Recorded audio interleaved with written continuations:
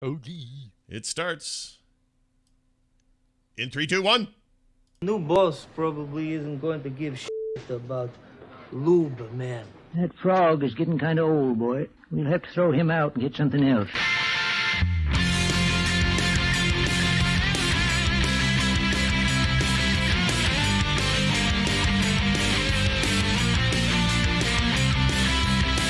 He's not the Messiah. He's a very naughty boy.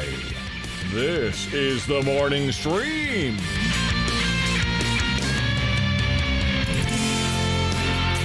Hello, everybody. Welcome back to the Morning Stream. It's so good to be here. It's Monday, December 9th, 2019. Scott Johnson here, Brian Ibbett there. Good morning, Brian. Yes. Good morning, Scott. Welcome to another week. Yep. Just tumbling our way to the end of this decade. Yep. End of the decade, people. That's right. Strap in. There are 3 total weekends before this decade is over. And then Crazy. Y20K hits. Or no, that's not a thing. Then we're seeing the next year in 2020. Yeah, that's right. 2020 vision. Yeah. And you know, Tom Merritt and I were talking about this. 2020 is supposed to be the year where all the cool stuff happens. It's supposed to be the year. Really? Yeah, Like, you mean in like sci-fi books and stuff? Was 2020 the year that? well, I don't know if it in the book so much as it was. There's a lot of promises being made, like full automated car options by 2020. Full augmented reality glasses the size of your regular reading glasses in 2020. Like a lot of promises that I'm not sure they're ready for. But we were promised a lot, so we'll see. Sure. You know, I don't know. I did read a rumor yesterday that the new iPad Pros next year are planned to be these micro LED screens, which apparently is a hot new thing. So maybe 2020 is the year of the micro LED. I don't know. I heard the next iPhone will have 0 ports. Great. Is the rumor that I heard. Yeah, I saw that somewhere. I think that's horse shit, but whatever. Yeah. I don't think they Yeah. can do it with 0 ports. Even just for testing purposes, when you take it into a thing, they need a port. They got to do something Right. with a port. Right. So- Like, okay, well, so I have to test this. Great. All right. So I have to hook up a pair of Bluetooth headphones now to test this thing. And Yeah, I know. I don't think Thanks. it's. I think that there's not that. Let me tell you what will probably happen before that. There will probably be a switch over from Lightning to USB-C, is my guess. I'll bet that happens. right. Like we saw with the iPads. Sure. Yeah, it'll be faster charging. It's a more of an industry standard. Like I could totally see that. But what's great is here's what'll happen. No matter what they do there, the Samsung people will complain and say that's ridiculous. I'm just going to keep getting my Galaxy. But then eventually the Galaxy, like 2-3 years later, will do the exact same thing, and then they'll have nobody to be. They'll just have to live with it. Because that's how it goes every time. Yes, like headphone exactly. jacks is like, I can't believe you removed the headphone jack. And I know there's still Android phones with headphone jacks, but there are many Yep. of them who have said, nope, we're going to do that too. And they have USB-C headphones. So I'm just saying, I'm not even saying they're following Apple's lead. I'm saying they're all following the trend of the tech. And the trend of the tech is less analog, more digital, less holes, less buttons. Like me. I'd like less and you holes, know less what? buttons. Yes.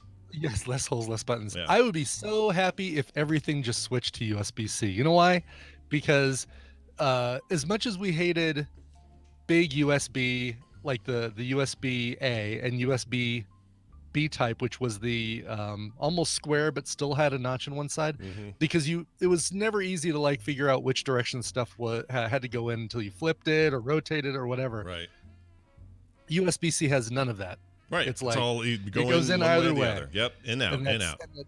and then they decided, you know what we'll do? We'll make this other USB, whatever D type or whatever it is, even tinier, so that you really have to scrutinize it to figure out which is the flat side and which is the slightly rounded side. That's the micro USB, and it's the worst Micro. thing Yes. that ever happened to I/O in the history of computers. Micro USB. That's right. Yes. Oh, It's horrendous. I can't wait for that to go away. In fact, Yes. so one of the things I think we do know about PlayStation 5 controllers, the controllers aren't that different than 4's, but one key difference they know for sure in some patent filing is that the connector is no longer a micro USB, it's a USB-C, which is good because I broke probably 12 connectors on my PlayStation. by trying to jam it in the wrong way. That, or you yank it too hard, you didn't realize it was so yeah. short or whatever because you were charging it, and it just bends. And once you bend them, you're screwed. Freaking F off, micro USB. You're the worst idea ever. I made I like your partial flip off there. Not quite. yeah. It's like it's look a like some- PG-13 bird. It's like I've been in an accident, you know? Right. You never know. Anyway, people at home, His middle fingers got severed right off. I was knucklebirding it. As I like to Knucklebird. call it. Hey, so we got a bunch of stuff today. Let's get right into it. Let's start off with we get a theme for this since you're doing that so much. Here you go. Oh, that works. Brian's Monday morning film review.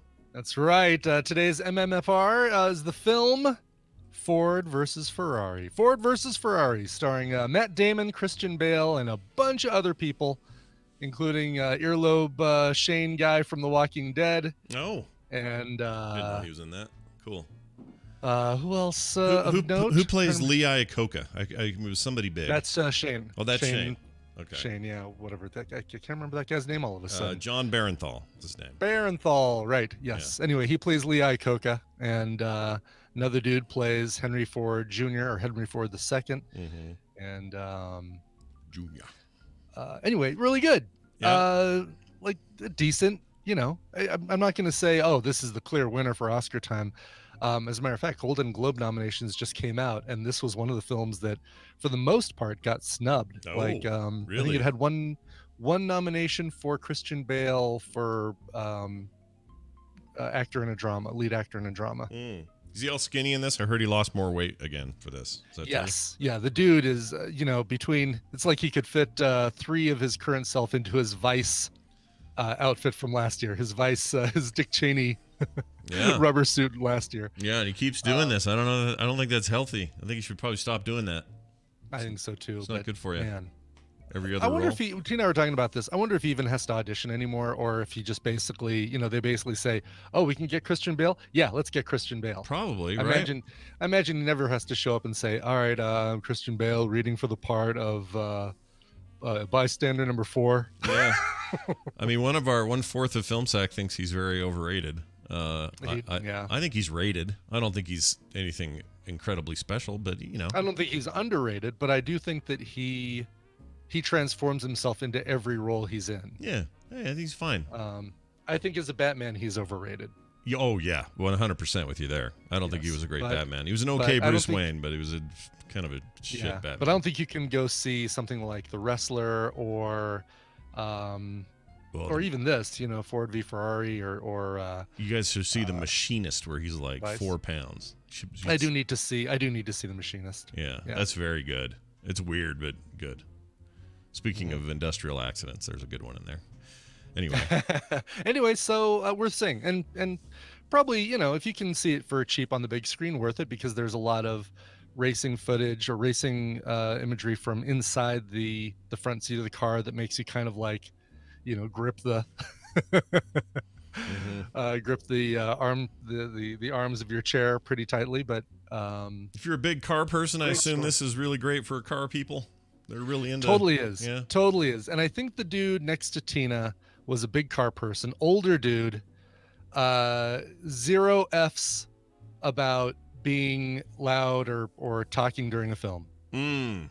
to the point where we shushed him multiple times. Yeah, oh, and to were no effect. He kept But doing it. basically- Yeah, kept doing it. So I looked over. He would talk.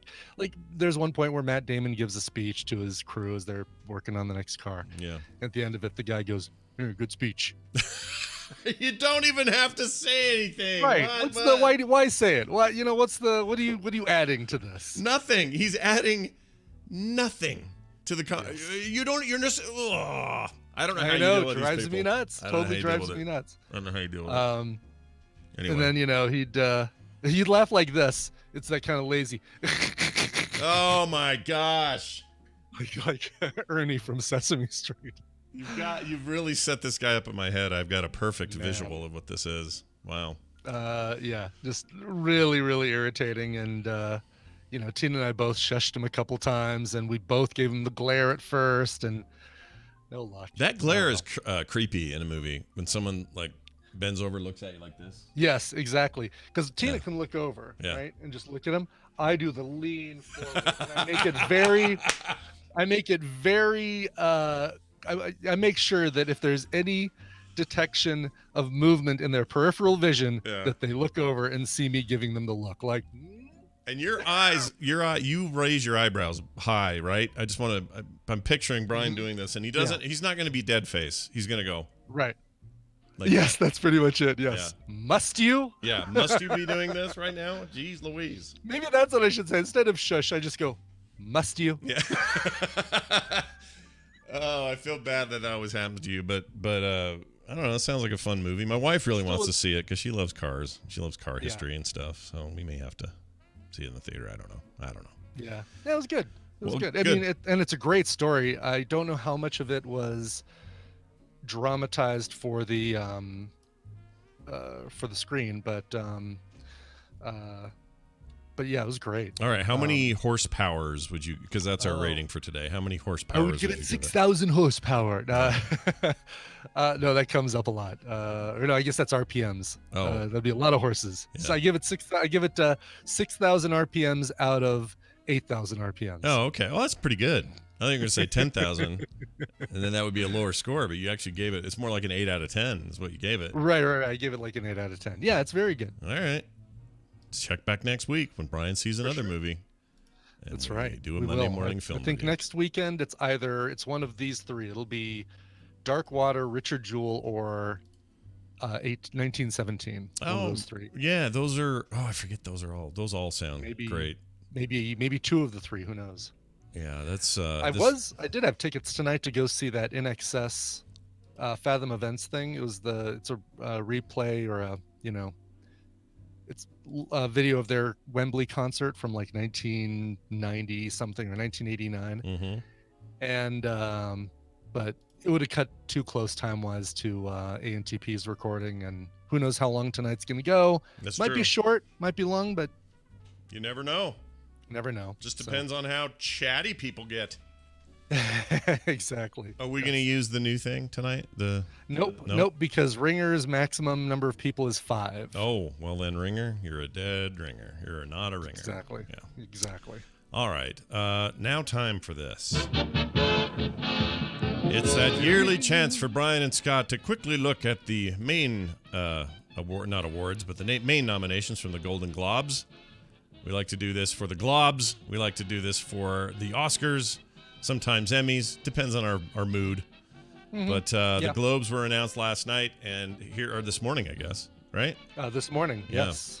Here are some major categories and those who are nominated within them. Best Motion Picture Drama, we have The Irishman, fresh hot from the Netflix burner, The Irishman. Irishman. Joker, The Two Popes, Marriage Story, and 1917. Now, let me get this straight about 1917. Isn't that movie? Yes. I was told it was one continuous shot. Is that true? The whole movie. I don't know. Don't know. Hasn't been released yet.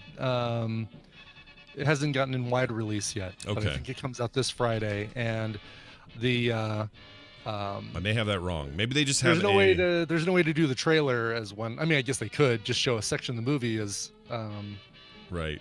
Oh, J.C. Calhoun confirms, but I don't know if he's the final Really? word, but he says yes. Okay. 1917 is one continuous single shot that entire film, wow. which is just to me blows my mind. Like, why would you do that to yourself? But whatever. That's right. I will say that one of these films will be my recommendal this week. Oh, very nice. Yes. Okay, everyone has to guess which one. I bet I know. Pretty easy guess since A, it's got to be streaming. Yeah. Yeah. And 2. And B, it has to have been released. And yeah. 1917 hasn't been released. Good point. Best Motion Picture Musical Comedy. We got Once Upon a Time in Hollywood from the Tarantino there. Mm-hmm. Knives Out, which I'm rooting for. Yeah. Dolomite Is My Name, which I watched, and oh my gosh, I love that movie. It's Really? See, I haven't seen freaking that one great. yet, but It's freaking great. I mean, it's sweary as all get out, and it's got Yeah. some content, but man, I didn't expect to go into that loving that movie. I love Dolomite Is My Name. It's very good. I kind of hope that wins if Knives Out doesn't win. Mm-hmm. Jojo Rabbit, which I haven't seen yet, but I want to, and Rocket Man. Oh, Jojo Rabbit's fantastic. I mean, that's probably would be my as much as I love Knives Out, I'd be happy to see either Knives Out or Jojo Rabbit win. Nice. Once Upon a Time in Hollywood, it cracks me up that this would fall under the musical or comedy. Yeah, I don't like this category. They never do. There's always something No. weird in it. You know? Yeah. Every time. Best motion picture, foreign language, a bunch of stuff never heard of, so we'll skip that. Probably Parasite will win that because Parasite. I do. You gotta love the fact that in the best motion picture, musical or comedy, we've got one film with Hitler and one film with Charles Manson. Perfect. In the musical and comedy section. That's awesome. That's what you want. Yeah. Anyway. Best director, you got your motion picture, Martin Scorsese for The Irishman, Quentin Tarantino for the Once Upon a Time in the Hollywood, Bong Joon-ho for Parasite. He could be the surprise winner. I'm hearing nothing but raves about that. Parasite, by all accounts, is spectacular. Yeah. And it's not showing with AMC anymore, so we might just drop some cash and go see it at Alamo Drafthouse. He's great. I love that director. Yeah. I'll watch freaking Snowpiercer any day of the week. Sam Mendes for 1917 and Todd Phillips for The Joker. Best screenplay, Quentin. Noah Baumbach for Marriage Story. Anthony McCartan for The Two Popes. Bong Joon-ho and some other dude for Parasite. And Steven Zalian for The Irishman. Actress in motion picture, you got Renee Zellweger. You She had played me at... the Judy Garland. Oh, is that who she is? Great. Yes. Oh, it says here Judy. Oh, because that's the movie about Judy Garland. That's okay. the movie about Judy Garland, yeah. Charlize Theron from Bombshell. This is that Fox News sex scandal deal. She plays, what's her name? Can't think of her name. She's The famous one, the one that went on to be at NBC for a short while. yes, the one that had the stuff after the Today Show. Gave a lot of shoot. crap to Trump during the what do you call them? During the debates. Debates. Yes. Yeah. Can't think of her name.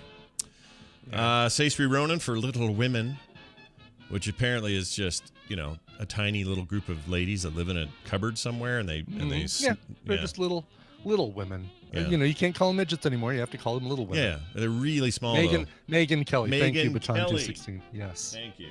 Who is not a little woman? She's tall.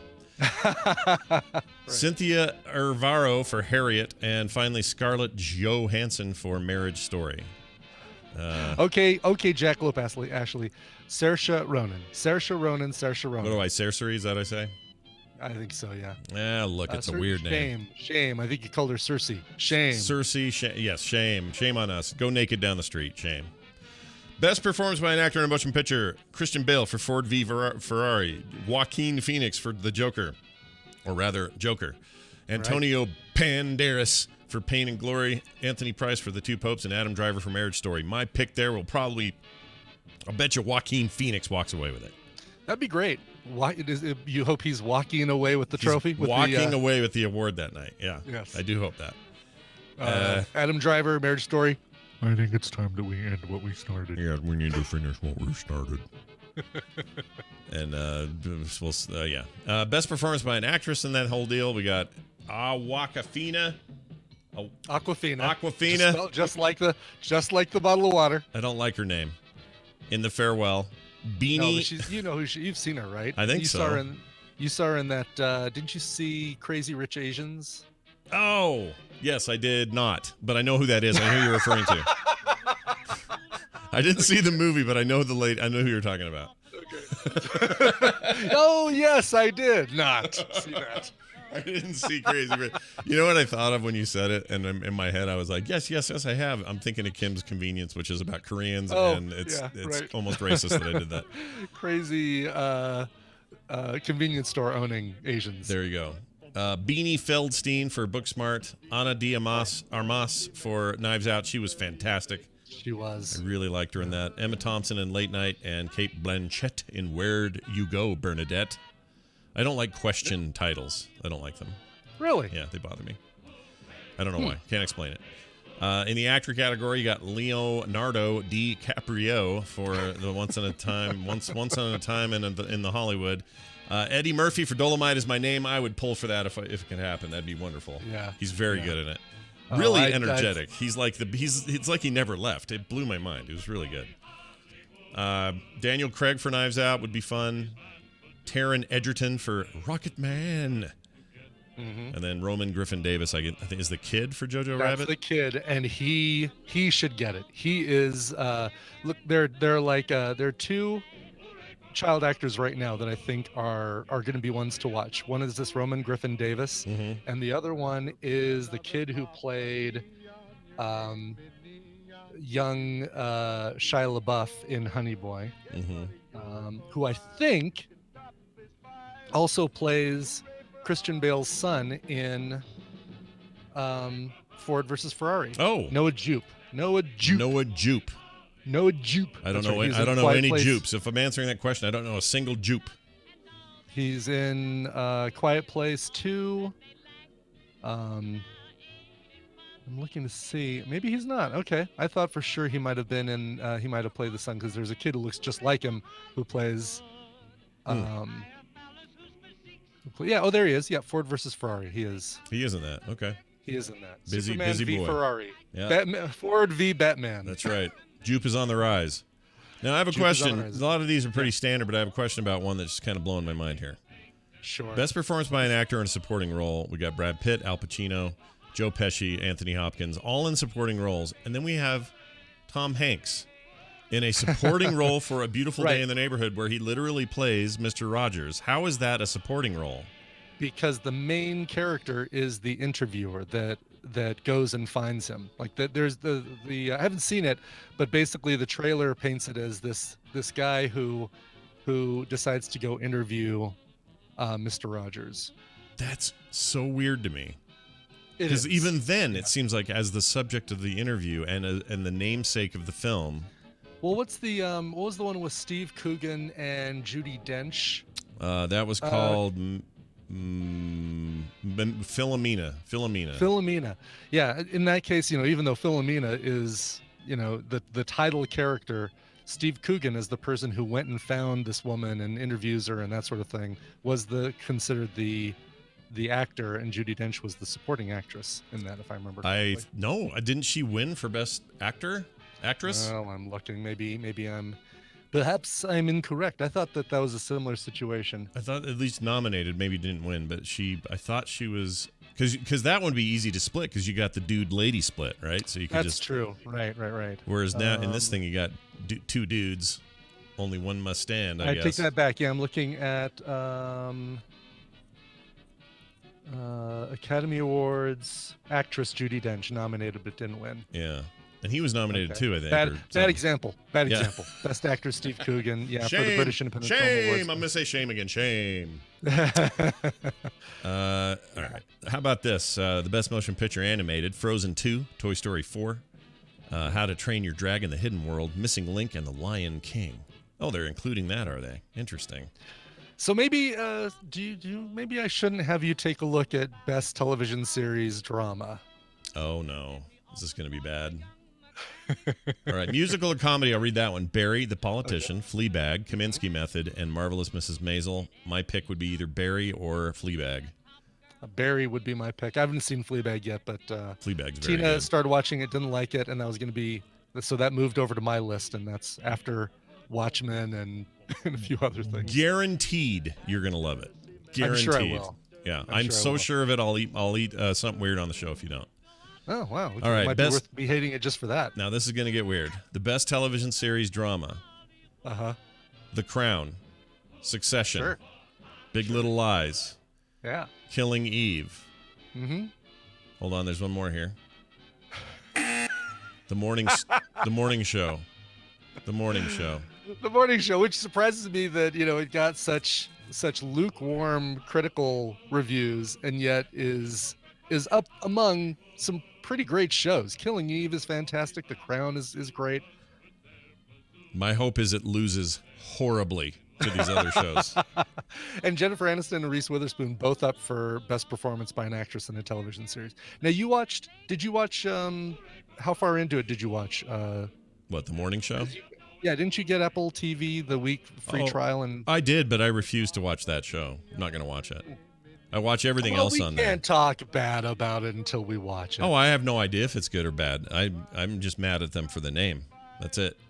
And you know what? I wouldn't even be mad if they called it the morning show and always called it that. But during it, I am told by multiple people they say TMS constantly. Sure. That's why I'm annoyed. They're sticking it to the little guys, what they're doing. We're the little guy in this scenario. Hey, look, how many people are going to discover TMS because they're like, oh, this documentary starring Nicole Kidman on the Apple TV thing sounds interesting. Let me see if I can find this TMS show that they keep talking about. That's right.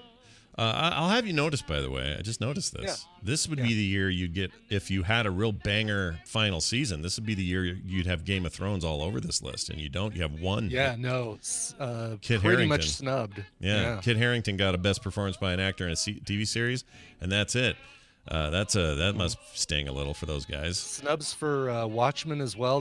People were expecting to see Watchmen make an appearance on here. Watchmen might be out of the running till next year, though, right? No, Isn't that how they do it? Not what Hollywood Reporter was saying.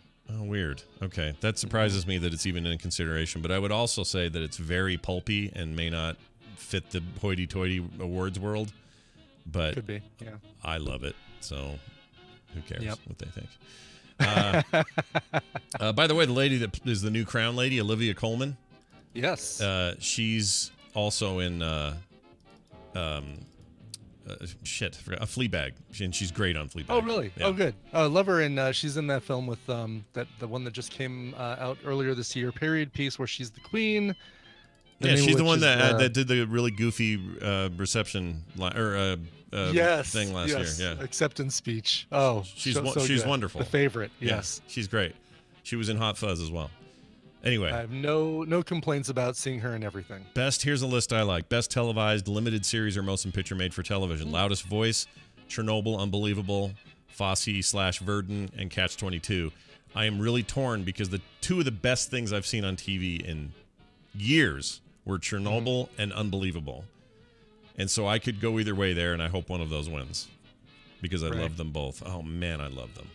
They were so freaking good. Chernobyl was amazing, and they'll probably give it to Chernobyl. I would not be surprised. Unbelievable deserves some credit though, because it's incredible. Sure. Here we go. Here are all the snubs.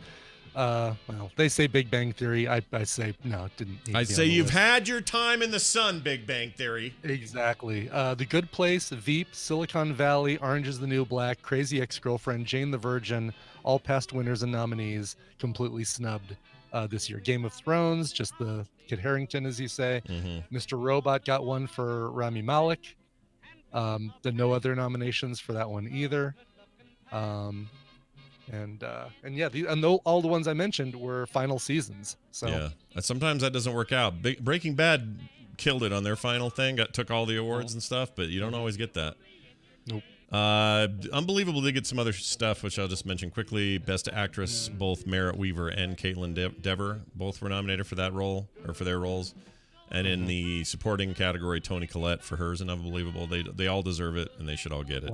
100%, absolutely, 100%. It's so good. All right. Well, that's basically it. There's a bunch of others in there, but you guys can go look it up. We like to follow this in a very cursory way. Brian actually watches the stuff. I usually sort of just wait for. I watched the Oscars. I don't think I've watched the Golden Globes in the last couple of years, or if we did the. We started it an hour and a half into it, and then just basically fast forwarded until it was a category we cared about and an acceptance speech we cared to listen to.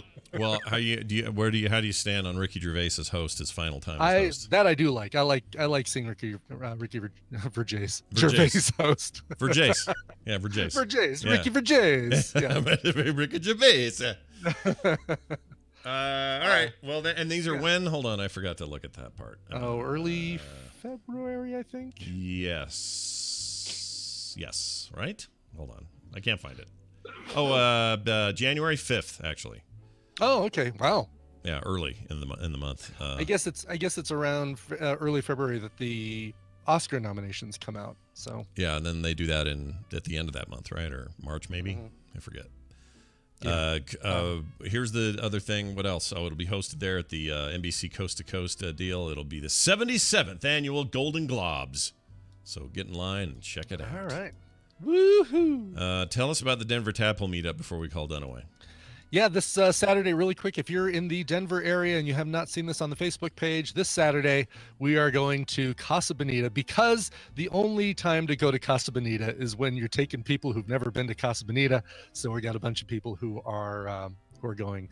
Nikki and Clark, who just moved here from Nashville, and anybody else who wants to join us. It's a thing. It's a thing you should experience once. Yeah, we talk about it all the time. You got to go see what it's like for real. It's not just exactly.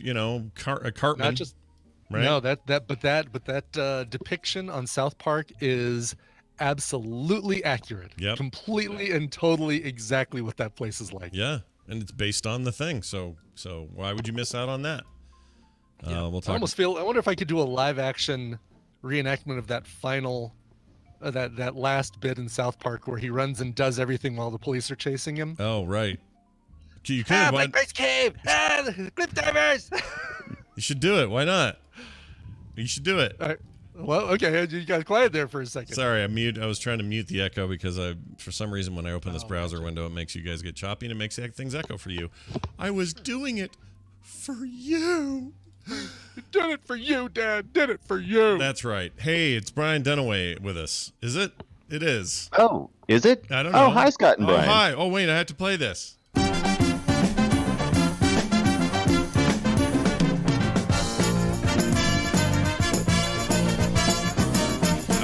It's good to have you here for Babble Royale. How are you, man? Oh, doing good, man. That's great. For some reason, your mic, well, you know what it is because you're at work, and when you're at home, you have a different level, and so I had you really cranked. You're better. Oh, you have me turn way down? Yeah, you're better now. Or good or now. way up. The way up is the other way. Oh, yeah, because I think I did. I turned my mixer at home down because I was listening to the film sack this morning to see how that went, and I was super low. So my bad. Yeah, it's all good. I enjoyed it. Hey, it's good to have you here, but of course we have to welcome oh, he hung up. Someone got in and then hung up. So call again. I don't know why they did. I answered it. Here, we'll try this one. All right. Hi, good morning. Who is this? Hello? You're on the phone. Hello. Hello. Who's this? This is Grant M06 in the chat. Oh, hello. How are you? How's your morning? I'm good. Yeah? Yourself? Yeah, we're doing fine. We're doing real good. You say it was Grant. What was the number? Grant something? 06. Oh, there he is. Grant M06. See it, Brian, right there? Good That's thing his name. you look through all those grants are in the chat room. Yeah. He's the sixth one. Yeah, there's a whole bunch in there. Well, it's Grant, good where are you from? I'm from Grant, PA. Pennsylvania. From Sorry. Virginia, okay. All right. Oh, Virginia. PA, not VA, PA. Oh, Okay. Oh, Pennsylvania, not VA, not Virginia. Virginia, Pennsylvania. Pennsylvania. Okay. I think he's listening to I think he's the, got a little bit of a delay going. That's okay listening to the because Twitch. Love it. Brian can tell you this stuff in real time and it'll all work out. Brian, explain the rules and how we could win. That's right, Grant. I'm going to be giving Scott and Brian Dunaway a topic. They're going to go back and forth giving me answers that fit that topic. If one of them gives a wrong answer, a repeated answer, or they take too long to come up with an answer, the win will go to the other player. Your job is to predict who is going to come out on top based on the topic. Today, you're playing for a pair of Steam games, Contagion and Medal of Honor, courtesy of our friend Cinia. Thank you, Cinia, for sending those in. Nice. Great games. And Contagion, I can imagine. Just, Contagion's very good. Yeah. Yeah. Good game. Very good. All right, so here's the deal. This is another one from Katavari, who's been on fire, Katavari has been doing it. sending me some amazing Battle Royale. So big thanks to Katavari, who I think might even be in the chat room right now. All right. And I'm trying to figure out how to do this because I do want to give you guys some maybe a mulligan or two, and we'll figure out a way to do this. Or you can tell you what, you can buy a clue. you each have a golden. So I go coin. like line, and then you tell me part of the answer. Okay. Exactly. Well, you guys each have a golden coin that you can buy a clue from me if you need it. Okay. But here we've got a list in front of me of the 25 most streamed Christmas songs on Spotify that were streamed on Christmas Eve 2018. So 1 year ago, on Lord. Christmas Eve, Spotify noted all of the songs that were streamed. These were the top 25, a minimum of 2.7 million streams of the songs in the top 5 or Okay. top That's 25. that's a lot of streams. The number 1 song has almost 11 million streams. 11 million? 11 million times this song was streamed on that one day on Christmas Eve 2018. This feels like a very, well, I guess we'll see. Let's see how it We'll goes. see. Yeah. So, Grant, knowing that is the topic, who do you want to go first, and who do you think is going to win? Dunaway to go first, and Scott to win. Okay. Hesitant He vote wasn't of sure. confidence. Yeah. He's like, I don't know. Neither one of these guys are very jolly. So And all you have to tell me is the song title. You don't have to tell me the artist. You can tell me the artist if you want. Do I get All any right, you can bonus tell me the- points? We get bonus points for telling you the artist? I mean, I know we don't get anything for that, right? We don't. Doesn't earn an I wonder extra if you coin. could earn. I wonder if you could earn a golden earn coin. an extra coin. Ooh. An extra coin. You earn an extra coin by giving me the artist as well. I'm loving it. Okay. I'm totally doing it. I've got. Ooh. I'm keeping track of coins. You start off with 1 coin each. Okay. All right. Then I'm going to give you my first answer. Oh, you said Dunaway first. Go ahead, Dunaway. I'm first. Yep, sorry. I got it backwards. I'm first. Shut up, Scott. Shutting up. So 2018 most played Christmas songs on Spotify the day of Christmas.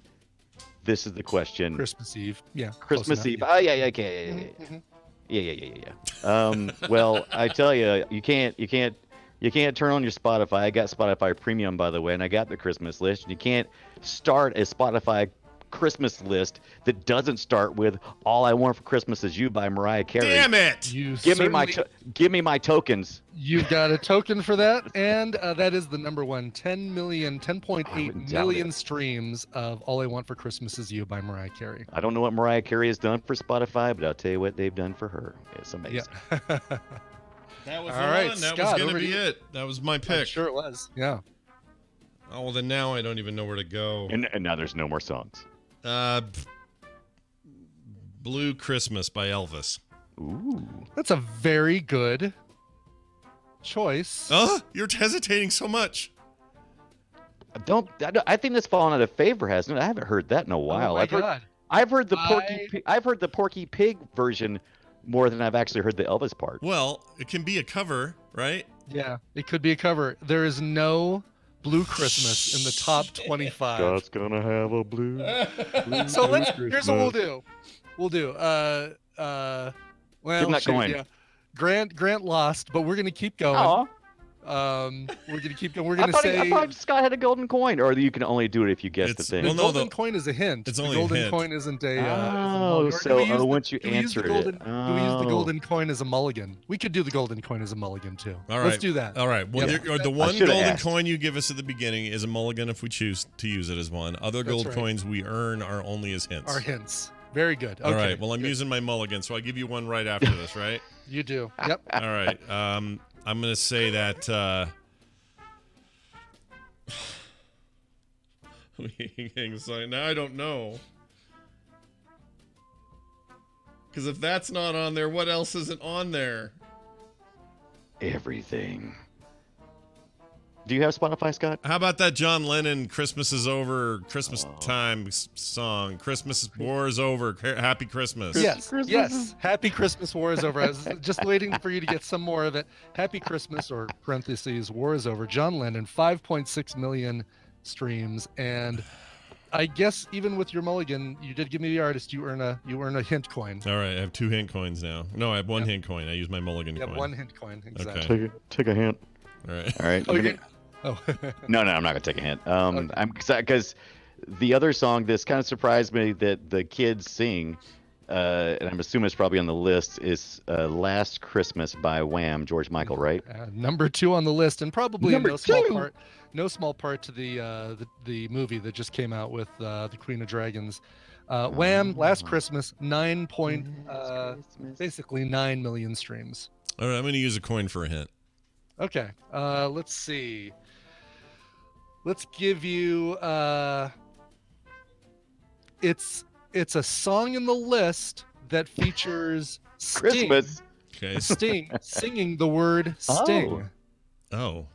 Does he say Sting in the song? He does. Interesting.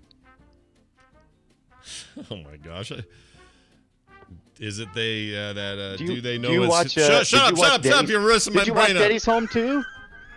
No, Did you you're- watch Daddy's Home too? Go ahead. No, you're messing my brain up. Is it do they know it's Christmas time, the Geldof thing? There you go. It is Do They Know It's Christmas you by go. Band-Aid. 5.4 million streams. And yes, Sting sings The Bitter Sting of Tears is one of his lines in that song. So Oh, the did you fact that guys- I said it was a Geldof thing, does that give me a coin or is that It not is. good enough? Okay. Not good Can you enough. get a 'cause it's coin really- after a hint? Could you get a hint? You Yeah, can but get a didn't he coin on a hint. write it? Because Yeah. I think he wrote that song. Oh, okay. Geldof wrote it. Geldof and Midge Ure from Ultravox wrote it together, but it's credited to Band-Aid. And plus, I gave you a hint on that one. so I Yeah, can't no, give you- you're right. I don't. Yeah, good point. I don't think we should get hint coins from ones we get hints from. No, right? I know. Okay. Right. And, Did you guys see Daddy's Home too? No. Not yet. But, Okay, but- so it's a total Christmas movie. The first one, you don't even have to see it. right. Don't even No, watch Nicole, it. But Nicole recommended this last week. I yeah, think. and Mark Wahlberg does the Sting thing. Oh, really? Yeah, we watched it last night, as a matter of fact. Oh, that's funny. All Okay. right. Yeah. Your turn. All right, my turn. Okay, how about I'm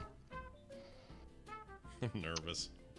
I want to win. That's what I'm one. getting nervous. I'm trying to think. I'm trying to think of who sings it, but there's a whole bunch of people that sing it. I'm trying to figure out which. So if Which I tell you version? the song, and I get the wrong artist, do I still get it? You I still just don't get the point, but coin. you just don't get a hint coin. Yep. Okay, I'm gonna go with Holly Jolly Christmas. I'm gonna go with the Bublé version. Oh man, Michael Bublé's "Holly Jolly Christmas" number 20 on the list, 3.6 Nice. million plays. Blue Blay Very good. comes out of his Bublé. cave once a year and gives us Christmas music. All right. So Brian has a mulligan and 3 hint coins. Scott has nothing. I have nothing. No help. I want to win this. All right, let's do. You got this. I don't know the artist. Jingle Bell Rock. Elvis. Jingle Bell Rock. No, it's not Elvis. No, Elvis didn't do a version of that. But Who didn't do a version? the of Bobby No. Helms version is the one that. I could have sworn that was Elvis. Never heard of Bobby Helms, but I know the song and it's on constantly. I guess it's not, is it? Yep. I think I'm trying to remember the female vocal on the on what I thought was the original. Let me see here. Or maybe the Bobby Helms version is the original. Bobby Helms was the original. Oh no, Okay. it wasn't. No, 1957. Yeah, totally the original is Bobby Helms. No, it wasn't. Yes, it is. Wait, no, it is. What? Yes, it Yes. is. No. Yes. No. Yes. And no. So wait, you're leaving me in horrible limbo here. Did I get it? You got it. Oh. It's number 5. It's number 5 on the list. 6 million plays, but without knowing the artist, you get no hint coin. Okay. Okay, Brian, with all your hint coins and your mulligan, go ahead. Right. I kind of want to take a hint. No, don't give me a hint yet. Okay. But I feel like it's gonna be too cocky, and then I'm gonna fail. You're like, oh yeah, Brian, that's like number. Duh. I'm walking in a winter wonderland. Winter wonderland. Winter Wonderland. Surprisingly, Wonderland. It's Yeah. not on no there. versions of Winter Wonderland are in the Really? top 25. Yeah. It's not actually a Christmas song. That's one reason. And Yeah. Well, they but play it's played. I agree. Yeah. I agree. It's like Right. Greensleeves, right? But it just is one of those songs that is a winter song, and there's no mention of Christmas in it. So maybe that's why it's not on there. In meadow we can be a snowman. Yeah, there's no mention of Christmas, is there? Nope. Like, It's all winter shit. A couple people Which is just get, winter get shit. illegally married by a They're snowman. cold. Yeah. Yes. That marriage does not hold legal water. Nope. No, exactly. Yeah, the snowman can't do it. And maybe Parson Brown might be a little offended that you Right. made a snowman out of him. Yeah. Plus, I Well, hear then- he's a molester anyway. Well, maybe I'm thinking of White Christmas. I don't know, but you can't. Were Well, you doing your But you mulligan? can't. What do you? Yeah. You, Okay. oh, yeah, that is your mulligan. Yeah. So are you saying White Christmas? Yeah, I'm gonna say White Christmas. All right. Do you have an artist? That was Bing, wasn't it? It was Bing. Number 16 that on on the my- list. White Christmas by Bing Crosby. Oh, it's 3.9. I got Microsoft that on Bing. I got that on cassette tape. Yeah, Microsoft Bing did a great bunch of songs. It was very It good. for a while held the record of the most purchased single of all time. Whoa. Yes. What replaced it? Something cool, I hope. No, probably some Mariah Carey garbage. Oh. Yeah. All I want for Christmas. All right, Let's I'm gonna see. do. Oh, that's a too new maybe, but I really like it. So let's do "Rocking Around the Christmas Tree." Now the version I like is from the Setzer Orchestra, and that's not going to be the one. So I bet it's not them. I'll bet it's a lady whose name I don't know. It is "Rocking Around the Christmas Tree." Brenda Lee is the famous version that you hear in every Christmas movie ever, where somebody, has to go to a mall or go outside or walk in a city or whatever. "Rocking Around the Christmas Tree," very good. By the way, it actually, "White Christmas" still is the best-selling single of all time with over 50 million copies sold worldwide. Best-selling single of Christmas music or of all music? Nope, just the best-selling single of all time. Jeez. Yeah. That's crazy to me. It's crazy that 50 million is a best-selling single. Like, you'd think that some things surpass that. Yeah. I guess that speaks to just the wide range of musical tastes or something. I guess. Yeah. But that's a lot. That is a lot. Jeez. All right. Mm-hmm. The Crosby fortune is good. They're good. Well and good. Yeah. Yes. Hey, well, how about I'm going to start going with things with Christmas in the title so I don't get, blinded with that thing again. How about "Have Yourself a Merry Little Christmas"? Have yourself a merry little Christmas. Do you want to guess an artist? There's one that my fiance listens to all the time, and I can't remember who sings it, but it's one of the artists that she likes. I think that's probably the one they're probably playing more often than I bet not. it is. Sam Smith, 3.9 million streams. Yes, Sam Smith does a cover of "Have Yourself a Merry Little Christmas." Who sang the original? I don't know. It's old. It's old. Yeah, it's like crooner old time. croonery. Yeah. That might have even been Bing Crosby as well, but or Mel Torme or something. It could have been. That's my impression of Bing Crosby. It's pretty good. All right, I'm going to do that song from Die Hard. I think it's called just the Christmas song, and I think Frank Sinatra did that version, and I would assume he still gets a lot of play. I'll give you points for the Christmas song. Nat King Cole is the version. I think you're thinking of a different song, but that's okay. Am I thinking of something different? You are. I mean, the one played in Die Hard is, on my memory, is not the Christmas song. It's a different song, but Christmas song, but the Christmas song is number 21 on the list. 3.6 million. I'll take that. Plays. It's a weird win, but I'll take it. Nat King Cole is the artist, the original artist. Cool. Or not? Maybe not. Yeah, it might be the original artist. That one's another Christmas standard. Just might have been the most popular. What happened to Natalie Cole? She's still doing things. I think so. Yeah. Okay. I liked her. Mm-hmm. Yeah. I mean, that one thing she did was a duet with her dad was kind of gimmicky, but I still think she was pretty good on her own. Wow. TMS Mashup says that Judy Garland did the original. That's crazy. I didn't know. Oh, really? Yeah. I love Judy Garland. Yeah. She's all right. Tragic end. But I love her. Yeah. Drugs. Don't do them. Don't do them. All right, Brian, back over to you. How about some Holly Jolly Christmas? Have a holly jolly Christmas. And in case the best time of the year. The one I like is the Michael Bublé version. I have. You like it so much. You've said it twice. Did I really? You did, yeah. So have top. How does that count? As a mulligan? Yeah. I don't know. You used up your mulligan. Oh yeah, your mulligan's gone. You're gone. You used it up. So I guess. I mean, I think Scott. Am I gonna drop? Do I drop all my gold coins like Sonic? Yes. You do. You do because you can't. Can I pick them back up? No. You can't. Yeah, the coins don't work for mulligans. That was your mulligan, or you already used your mulligan. So that's amazing. That's the problem. That's the problem. That's the problem with trying to remember all the titles with Christmas in it. Yeah. Yes. Yeah. Should have used those coins. Winner, winner, chicken dinner. You know what that means? That means that our good buddy paid off. It paid off. Your trust in me paid off. It looked pretty grim in the beginning, but look at us now, Really dude. did. Look at us now. Yeah. Congratulations. Now, all you have to do... I was robbed! You have to send an email to Brian Ibbett. He's going to send you those codes. That email is coverville@gmail.com. Coverville@gmail.com. I'm trying to say while Brian sings. And you send that in, and we'll get you hooked up. How do you feel about your big win? It was a little terrifying, but not gonna lie. One of my favorite callers of all time. All right, have a good one. Get that email in there and get your stuff.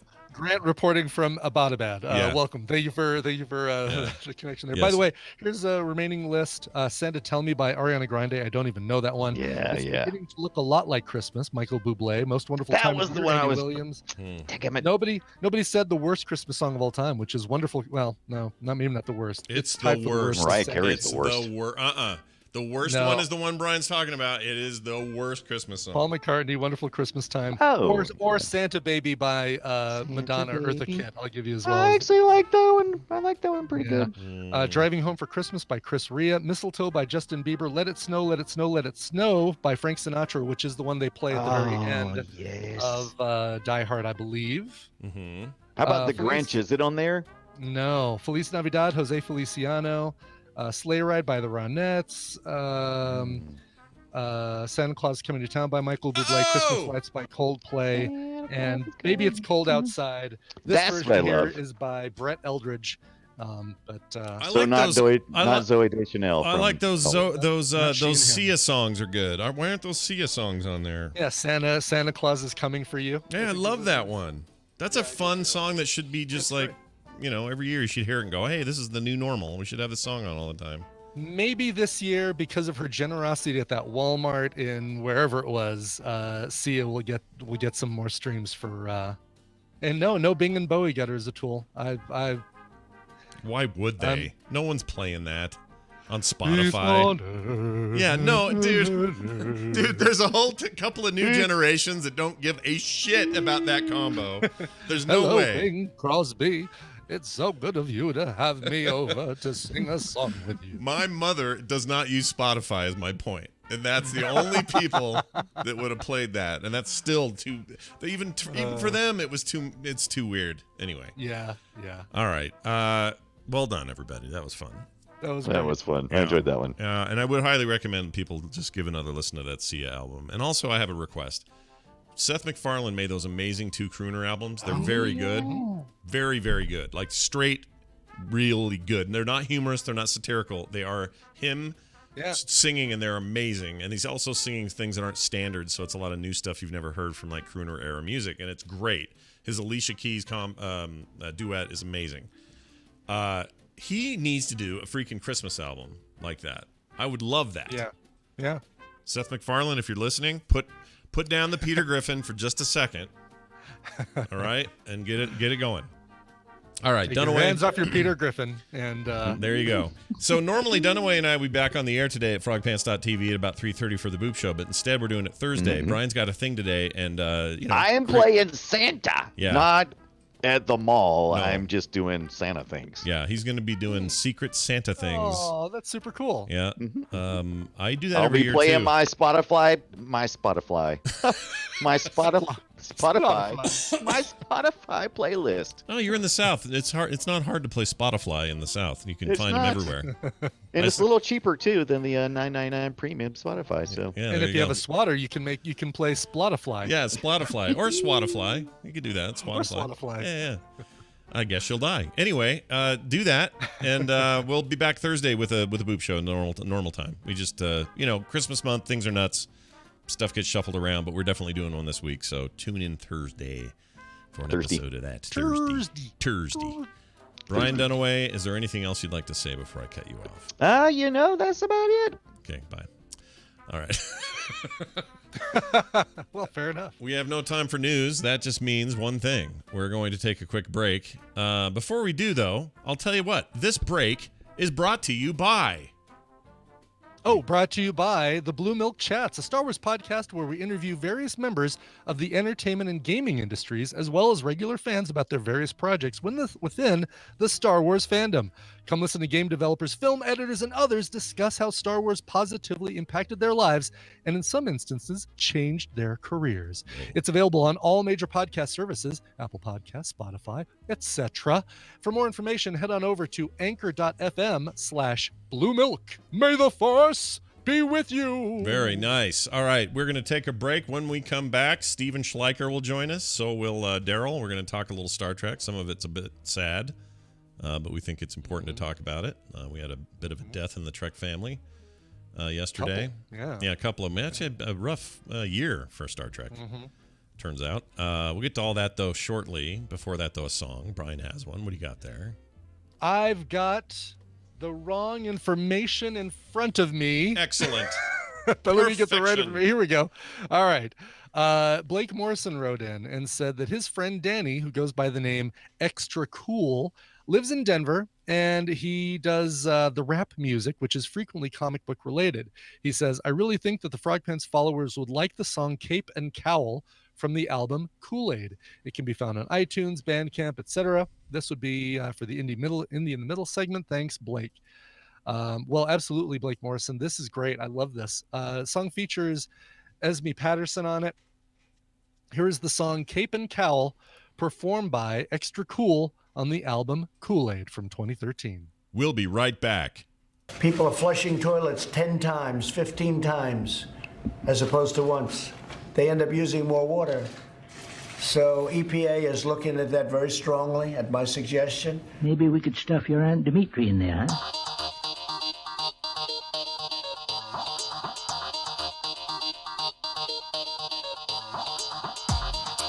The Morning Stream. I'm your boyfriend now, Nancy.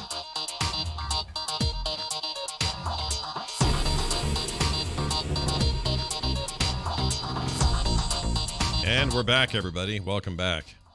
You know, I barely made it on time. Maybe it's just me. Maybe I have to flush 15 times because of all the hamburgers that I'm eating. Lots of hamburgers. Hamburgers, KFC. I love the chicken. Drinking it down with a big glass of Covfefe. Yeah, I flush a lot. 15 times. I assume everyone's doing that, not just me. Yeah, no one does this. Not a single human 10, being. 15 times, exactly. Not it must be true. Not a single person in America flushes their toilet 15 times. If they do, they're a little kid who are fascinated by why the toilet flushes. That's it. Which would also be the president. Yeah, good point.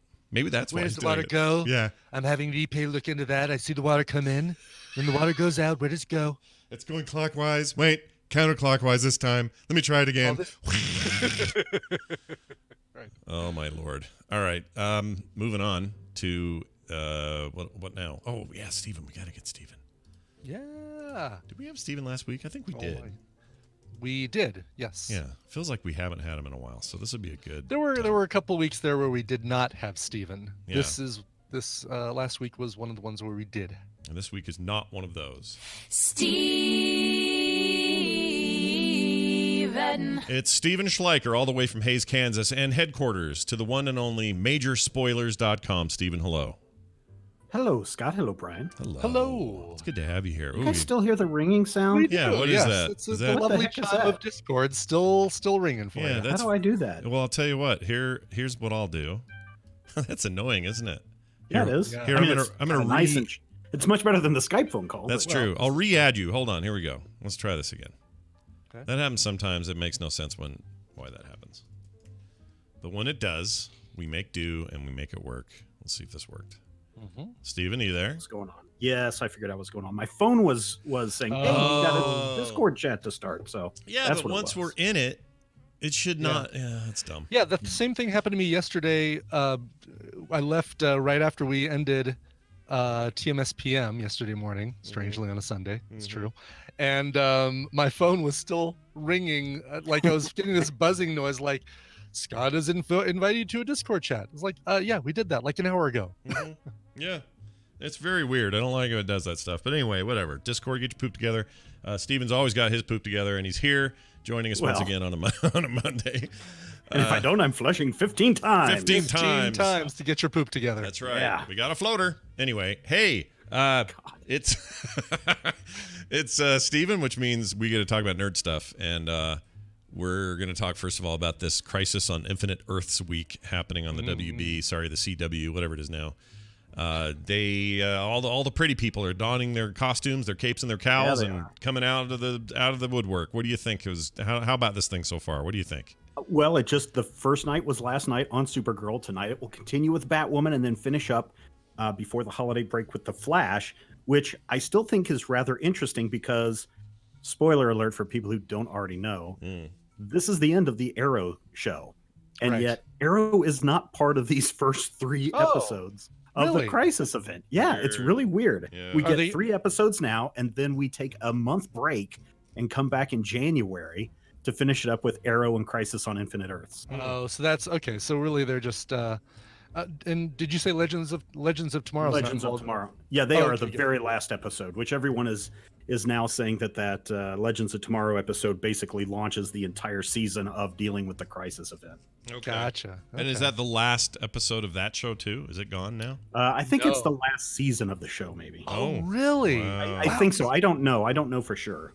Oh my god, that's actually of all of these, I think Legends of Tomorrow is my favorite of the shows. Oh, okay, cool. It's Yeah. Now Legends of Yesterday because it ain't I happening guess- anymore. Exactly. Yes. Well, that's a bummer. Yeah, we so actually won't know if it's renewed until like April. So how do you Gotcha. feel, or how's the general reception been of this event so far with the 2 episodes? Do you think it's been okay? I think everybody has been very positive, mainly because of all of the Easter eggs and all the guest stars that are popping in, playing all the different roles. Like last night, it was what's his name, Wool, who played the reporter in the original Batman '89 movie. He makes a cameo appearance. The original Dick Grayson from Batman '66 is making an appearance in the Oh, show. wow. And there's just so many different Easter eggs that are being dropped left and right. Kevin Conroy shows up as Old Man Batman in this thing. So I think people are just super excited just to see all the Easter eggs. The one thing that I think is probably going to maybe not make this as successful as people hoped is that, was it 4 years ago, when they did the first major crossover event when Supergirl was still on CBS, and they're like, hey, we're going to cross over Arrow and Flash and Supergirl, and people were like, oh, there's no way they're ever going to be able to pull this thing off because it's 2 networks and all these things. And then they made it happen. And so ever since then, the writers' rooms and the different productions have all been able to kind of follow a same formula throughout the process. So even though this is a big deal, I think the process of making it come together is probably not as tough as people make it out to be. Yeah, no Dean Cain though, right? He's out. Not going to see Not him. that I know of. I'm Okay. going to bet he's He's a I mean, controversial figure. He was on, but he was on Supergirl He early was, on yeah. as her dad. As her Oh, adopted I dad. forgot about that. Yeah, he did. yeah, and Helen Slater is Supergirl's adopted mom. Right. Right. Okay. And who is it? Is her name? Is it Erica Durant, who was the Lois Lane on Smallville? She's actually Supergirl's real life mother in the show. You know, Right, from right. from From Argo. Krypton. Yeah. Oh my gosh, that's a bit Oh, of a yeah. shock to the Oh system. yeah, when I just- Wonder Woman has been in. Diana Prince, Diana Brandon Prince is- Routh, who was, obviously. But is that what I'm saying is the girl who played Lois Lane on Smallville is old enough to be a mom now? Well, Smallville, I know, Old enough- I know old it's been enough a to- while, but Old man, enough to play a mom. yeah. Maybe not necessarily old enough to be a mom. Oh yeah, and then we had Terry Hatcher was on Supergirl for a little while, and Did she say they're real and they're fabulous? Did she say that? she did not. Okay, or no, they're fantastic. Sorry, I got my Spectacular. was spectacular. the- Gosh dang, yes. I've seen that They're Seinfeld real, episode 1,000 and they're times. spectacular. Brian knows it.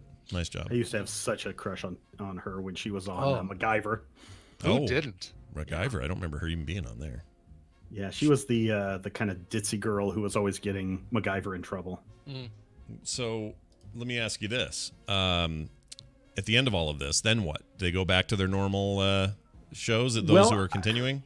So listen, I've kind of made this kind of thought process before. We know that Arrow is ending, and we know that apparently Oliver Queen is going to make the ultimate sacrifice in this thing. And yet, for those of you who have been following The Flash, you know that it's actually Barry who makes the ultimate sacrifice. And they've been playing this up. And of course, in the comic books, Barry makes the ultimate sacrifice to help stop the crisis event from happening. My hope is, and my guess is, that they're going to twist the knife in everybody's back because Flash is the last part before we go on a month-long break. My guess is Flash dies. Yeah. And then we come back and we do those final 2 episodes where Oliver has to make the sacrifice. Then when Flash comes back, they're going to go like 2 or 3 weeks of just no Flash. Flash is dead, just to make people go, oh my God, did they just freak everyone out and do a bait and switch and not let us know that this was actually happening? I think that would be awesome because then ultimately everybody comes back. Of yeah, course, there yeah. are infinite Earths. Except for Oliver Queen. Yeah. Yeah. There are infinite Earths. So go ahead and just get a Flash get one that's close to the one you had from another of the Earths. Well, we've already got 90s Flash showing up. We've got 2 versions of Jay Garrick, I believe, showing up in this. So all played by John Wesley Shipp, which is fantastic. So it's going to be interesting. And if people are into the original Crisis on Infinite Earths from 1986, there are multiple copies of that now available from DC. But if you want to see the television version of that, go check it out. It's all this week. I saw a very good animated Batman, Justice League cartoon thing, direct video thing that DC made. Yeah, no, it is called Crisis on Two Earths. It's very good. It's really good. It is one of the best DC animated direct-to-video movies out there. Highly recommend it. Yeah. Yeah, it is really, really good. Yeah. They make a lot of great stuff there, but that one in particular is really strong. It's very good. Yeah. Have you watched the Swery?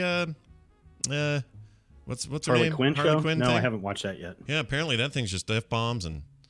Is that on? That's on DC Universe That's as well. on DC Universe right now. Yeah. Yep, I'm waiting for HBO Max or whatever it's called, where we get all that stuff mixed in with DC Universe and same. WB and all that. All that big stream. I don't want to get 8 services that are all going to get rolled in anyway. Like let's just roll it in and then I'll do your thing. Did you see the Wonder Woman trailer? Everyone check that out? Yes. Yeah. Are you guys excited about this? I am. I pictured a 13-year-old Scott, a 13-year-old Brian, and a 13-year-old Steven. 12-year-old Steven. Oh, 12, you're a little younger. Actually, well, depending on what part of 1984 this takes place in, I'll either be 13 or 14. Yeah. Oh, yeah, that's true. I'd have been 13. Well, if it was in the spring, I was 13. But anyway, I pictured us walking around that mall, living the life of an 80s kid, and then boom, Wonder Woman comes and wrecks the joint. So that's cool. I do like that we get the a lot closer to the traditional Wonder Woman outfit for this. Yeah, the colors are amped up and everything. Right, exactly. Yeah, it looks very cool. The lasso work looks cool. Yeah. You've got the Mandalorian playing one of the big bads in the movie. Yeah, he's great. I love that not Pablo. What's his name? Pedro Pascal. Pedro Pascal. He's awesome. Yeah. So if all right, let me ask you this. Chris Pine shows up again, boyfriend from the 40s, and we don't know how yet. The thing doesn't really tell us, but we know that she's excited to have Captain Kirk back in her life. But is it bad that I'm sort of annoyed by that because I don't like? I like that she can live kind of forever, but I don't like this idea that other people can get time forwarded and not be dead or whatever. Like I'm annoyed by that. Yeah, I don't think it's been really revealed how Steve Trevor comes to the future, but Maxwell Lord is one of the big bads in this. Again, played by Pedro Pascal. And his power is hallucination mind control. And I don't want to say that Maxwell Lord is, if you watch that trailer, he's saying all your dreams can come true or something in the commercial that he's talking about. Yeah. I don't want to say that Maxwell Lord is controlling everybody. And so Steve Trevor is an illusion in the entire movie, but it wouldn't surprise me. Oh, interesting. Okay. Now that's all speculation. That's not spoiler. So people who are firing off emails right now, just chill. Wait till the movie comes out, and if I'm right, then it was basically written in the comics a long time ago. So right, yeah. It also seems like Kristen Wiig is not just there to be kind of the comedic sidekick kind of thing. Like there's something that's going to be. She's kind of like doing this ugly duckling kind of thing throughout the trailer. Like So again. Spoilers, she's Barbara Minerva the cheetah, so she's actually a villain for Wonder Woman as well. Gotcha. Wait, is that there we go. Cheetah from the Super Friends? Not Legion that of Doom? cheetah. That one is Deborah Domain. Okay. Who wears that costume. Actually, the costume that in the Super Friends is actually the Priscilla Rich 1940s costume. This one is a more updated one. This is post-crisis Minerva, and she is basically an archaeologist who's obsessed with Wonder Woman's lasso, which may be a reason why in the trailer we see so much Wonder Woman lasso. Yeah, that's a lot of lasso. Certainly do, and it can do things that I never saw it do when what's her face was wielding it in the 80s. Yeah, what was her name? Linda Carter. Linda Carter. Right. Yeah. Linda Cardellini. Nope, wrong lady. Well, I think it looks awesome. I also had a crush on her a long time ago too. Did Still you? do. Oh, she's great. Linda Carter or Linda Cardellini? Linda Cardellini. Yeah, she's awesome. I like her and everything. She what's Hawkeye's wife? Best Velma ever. Yeah, Hawkeye's yeah, wife. I mean, right? Freaks and Geeks is where I first saw her. So. Yeah, she was great. She's the girl you'd want to hang out with in high school. Yeah. Which was ironically set 3 years before this movie takes place. So there's that fun little fact. Oh man! So 2 things. So we got so many things. We got a teaser trailer for Stargirl that dropped today. Oh. We had a Wonder Woman that dropped yesterday. We also got a Ghostbusters trailer. Yeah. Both Wonder Woman and the Ghostbusters. Wonder Woman takes place in 1984. Ghostbusters relaunched or whatever the what's it full called? title is. Afterlife. Afterlife. Yeah. Man, it is mining our nostalgia for 1984. So 2020 is going to be the year of 1984 nostalgia mining. Yeah, we are in the thick of the 80s. Are back, baby. It's happening. And I'm loving the Ghostbusters trailer. I'm loving the direction that it seems to be going, is like a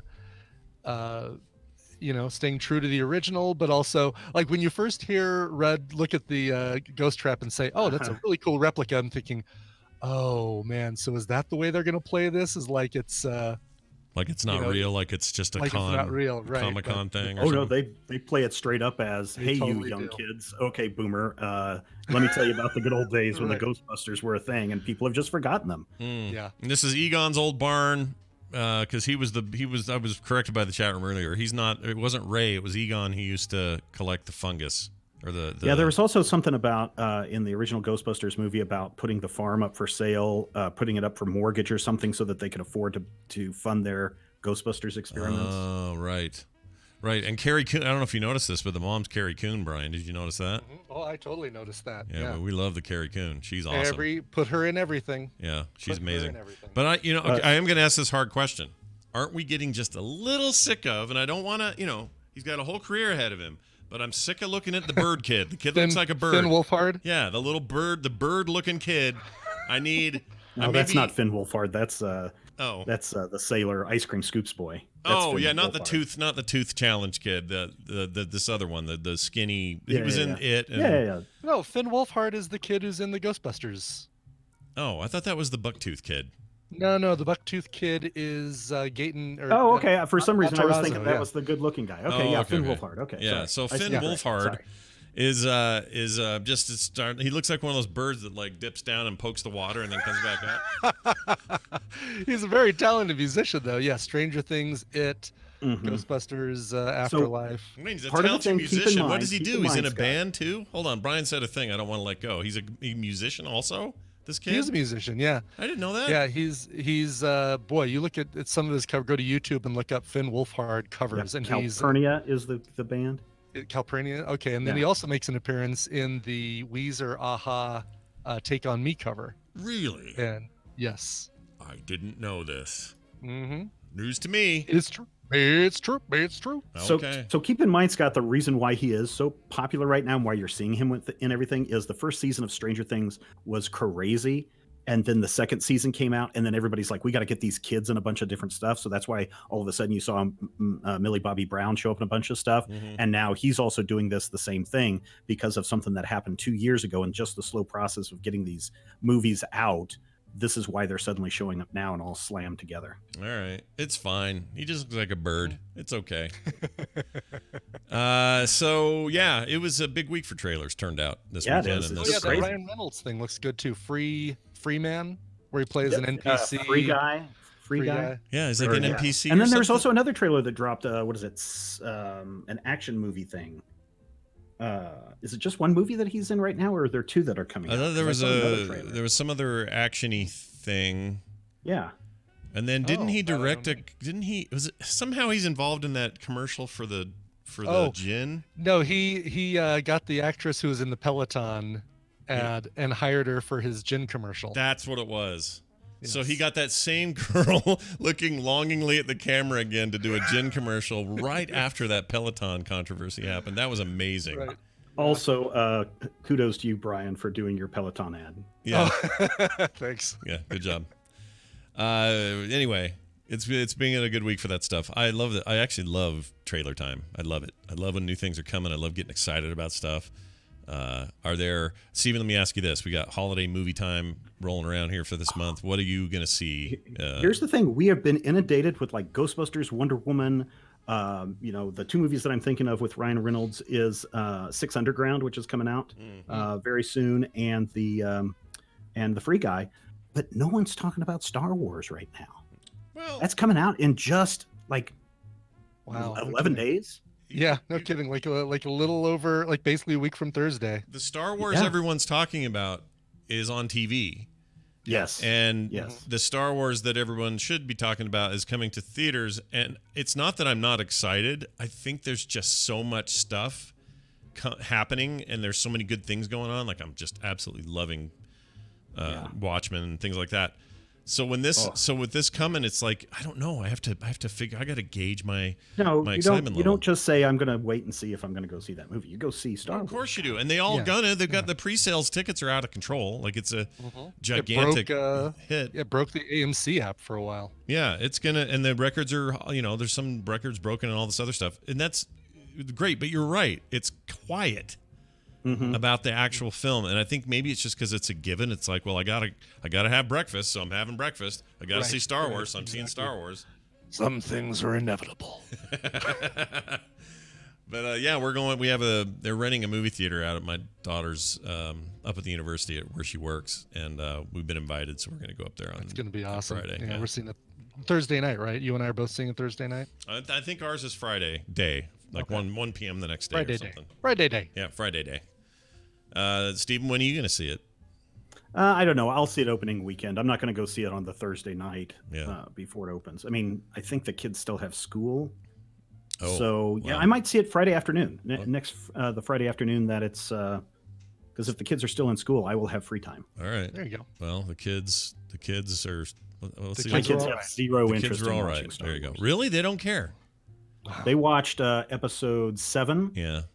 And they were like, "Yeah, it was okay." And I tried to get them to watch Star Wars, the first one. Yeah. And they were just like, didn't care for it. So. Oh, have we finally hit that generation? Have we finally done it? We might have finally, where there's just not enough CGI to to entertain the new batch. I don't know. There's a lot of CGI in those movies. I mean, we could talk about this. I'm talking about the original trilogy. Oh, yeah. Yeah. I honestly, I think that, yes, it's a generational thing, but I also think that things like The Mandalorian and like Clone Wars and Rebels have shifted their attention away from the Skywalker saga to Star Wars universe stuff. The stuff that people in my life who are not really big Star Wars fans are in love with The Mandalorian, and I think that says something about let's get away from this lightsaber Jedi saga and do some new stuff in that place so it's not always the same. I think there is something to that. It's working for me. It's really working for my wife, who usually could just kind of give or take this stuff, but she really digs this Mandalorian thing.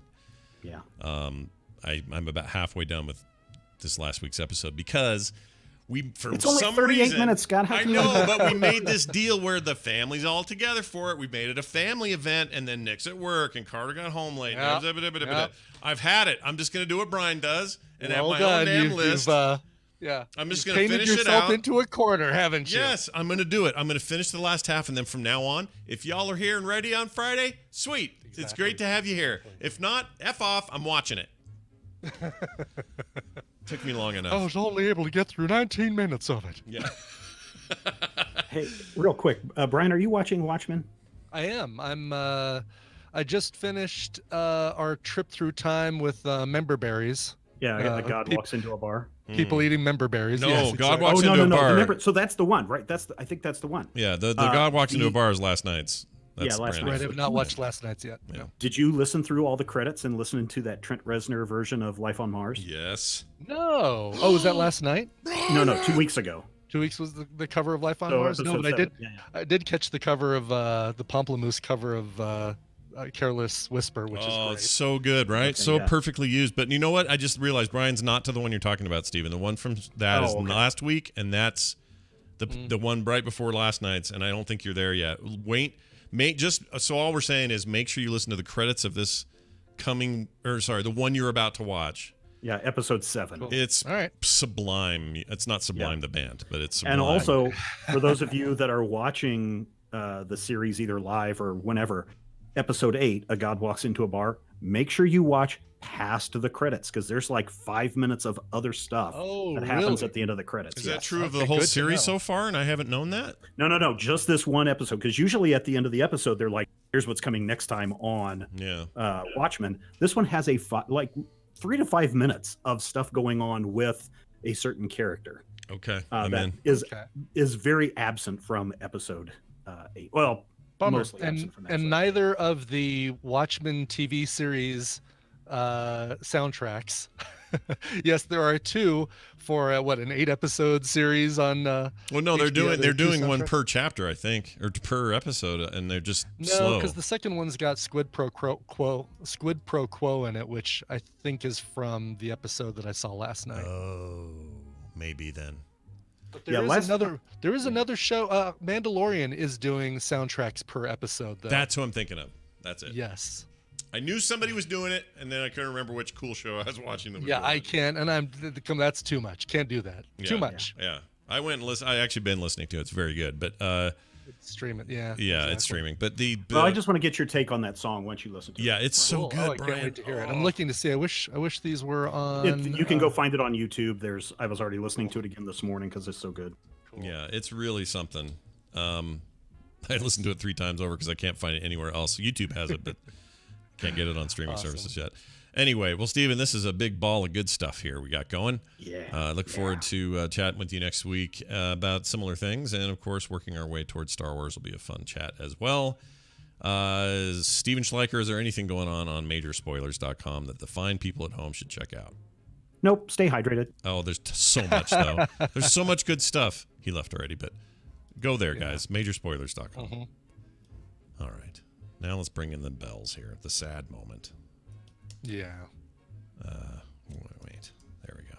Oh, he's not online. Well, we'll see if he comes online. Oh no! Oh no! If he doesn't, we can do it. Oh, no, I see his phone pop in. I think he's coming. I think he's going to be here. Daryl, are you there? Nope. Still ringing. Still the ring of speakage. Bringing in the ga-ga-ga. Yeah. Ga-ga-ga. Is he the one that coined the phrase ring of speakage? I think it was him. No, I think I did. Oh, was it you? Uh-huh. I don't remember. Jamie, who? Oh, no, it's still ringing. Yeah, I don't know what's happening with Daryl. Oh, TMS Mashup says it was Daryl. Okay, I thought I said the rings of speakage. I thought you did too. Now that you said that, but maybe it was Daryl. Maybe not. Oh. Oh, hi. Oh. Words. I hear stuff. Yeah, you hear stuff. Hold on, let's ask you, Daryl. Did you coin the phrase "rings of speakage"? Yes. Okay. All right. I guess that. Yeah, no, I mean, if anyone would know, it's Jamie because Jamie has to trim it out for the mashups. That's true. This is all true. All right. I'm going to play a thing that lets us know who's here. Hello, and welcome to Star Trek Adventure. It's kind of fruity, isn't it? It's Daryl Skeels, all the way from the Pacific Northwest, joining us today to talk about all things Star Trek. Sadly, it's kind of a sad day. Found out yesterday that Rene Auberjonois passed away. The actor who played Odo. He was on Benson. He was on a million Disney things. Benson. He was in Star Trek VI, The Undiscovered Country.